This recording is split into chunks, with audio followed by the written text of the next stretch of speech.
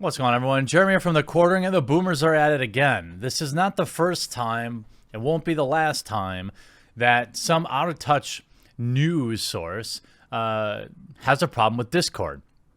It's the age-old complaint. It's about control. It's the same thing we saw with YouTube. It's the same thing you see with Twitter. It's the same thing. Essentially, here's how it goes. A huge group of people enjoy a thing. Let's just say 1 million for easy numbers. 7 people out of those million say something bad. Then Boomer Media says, this platform is enabling hate, and it should do more to police its users. In translation, it should do what we say, or the beatings will continue. The other day, yesterday, I believe, this article came out on CBS News saying that the people that were removed from the Chans, when the Chans were removed, they're moving to Discord, where your kids are playing video games. This is not that dissimilar from just a few months ago.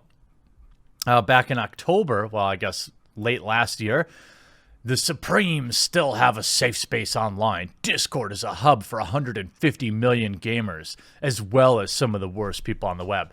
This headline is literally it's so funny. This headline's like exactly my example. 150 million people use Discord, and there's 45 bad ones, and this is what they're going to write about. This is ridiculous. Discord has no realistic way of actually policing this anyway. And by the way, I should say, Discord is not your friend. Discord is not a free speech platform. Discord bows to the very same outrage culture that we push against in video games and in movies. They are not on your side. It is a platform that has had a long history of removing people's Discords. For example, like Count Dankula, people they don't like, even if they're within the rules of the platform. Discord is just as censorious as YouTube, Twitter, and Facebook because they want that big business money. Is this the 8chan Discord? Asked an anonymous member in the gaming chat application Discord. The member was searching for the new home for the online community, known for its spicy content, which is included alleged postings from, the 2 men that did bad things. Again, the Chans did nothing wrong. The idea of banning them is boomer culture. It's stupid. Because in this exact article, what happened is exactly what everyone said would happen. It's like playing whack-a-mole. Yes, there are people you don't like using a platform that you think you can leverage control over. Maybe that works, right? Maybe you get Cloudflare to virtue signal about how they're suspending service to somebody. Fine, all right? But there's nothing stopping those same people from moving to another platform. The reality is, bad people exist in video games. They always will. And to chase after the eradication of anybody you don't like is a fool's errand. No, it's a plush Discord for people who use the Chans, replied a regular Discord user. Darn, I'm fruitlessly searching for the place where all the refugees have flocked, but there isn't much. Even the .onion thing is down, claimed the third user, referring to the dark web URL where Chan retreated after the internet providers blocked it from easy access. Several members of the Discord chat, currently called the Chans, whatever, included the discussion to explain that due to high levels of scrutiny, new members had to be vetted first. Some Discord groups frequently change their names, making the discussions difficult for non-members to monitor. The comments touched off on a winding discussion of what constitutes an authentic replacement for the Chans, a site where users encouraged others to embrace infamy and which had been linked to other people's bad behavior. See, here's the thing. This is, again, just a fake outrage statement. This is a fallacy that it's somehow their fault because somebody that did bad things posted there. It's a public space. It's not doing anything to encourage these actions. It's not doing anything to, promote these actions, yet they are being blamed for it. You know why these same people aren't saying anything bad about Twitter and Facebook? is because they largely agreed with that company's ideological beliefs. They're already under their thumb. A lot of these people post things on Twitter and Facebook, or they're, the news covering what they did is on Twitter and Facebook. But because they're on the same side, quote unquote, they don't face the same scrutiny that literally any new platform does. We saw this with Gab. We see this with Minds. We see this when a new platform launches. Of course, the first people to populate it are usually going to be those that have been, removed from other platforms. But that's not the same as those platforms courting those people, even though a lot of these articles will say that. Discord, a social media service that allows users to chat in private groups, launched in 2012, was developed specifically for video game players. As of May 2019, Discord has 250 million users, including children and teens. It's valued at nearly $2 billion. Again, you're talking about an ultra tiny group of people that Discord will never successfully ban. But somehow it's their responsibility.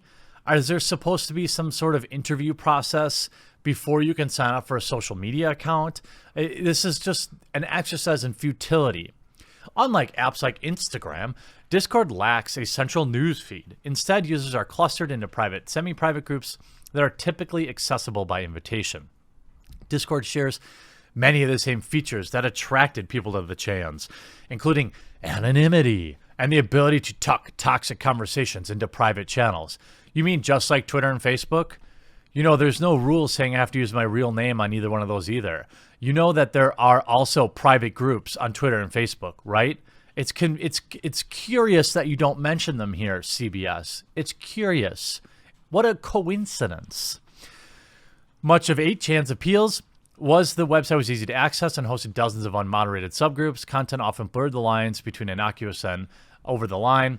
Users could easily tab between conversations about toys, video games, and other types of things. Again, just like the entire internet. This whole article is ridiculous.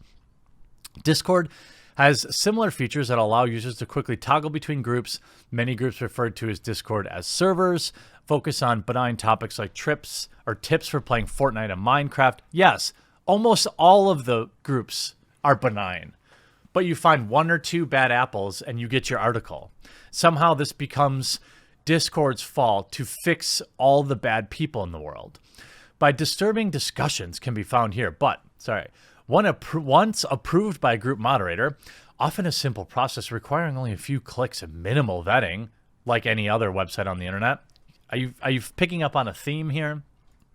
Private rooms open to reveal extensive conversations about things we don't like. And, as any boomer will tell you, if you just ban speech, people will stop talking about it. That's totally what happens. That's totally happened every time in history. Oh, wait, it never has. Discussions can occur in groups adjacent to and often linked from chat rooms for children about popular video games. Oh, think of the kids. Think of the kids. This article is like a living meme. CBS found dozens of examples. Dozens. There's 250 million users. And you found, what, 30? So it's a non-issue. One group called the Cool Kids Club was established by members of Stormfront, according to some participants. Yeah, okay, fine. Again, they live by the same rules anyone else does. If they violate TOS, then they won't be there long.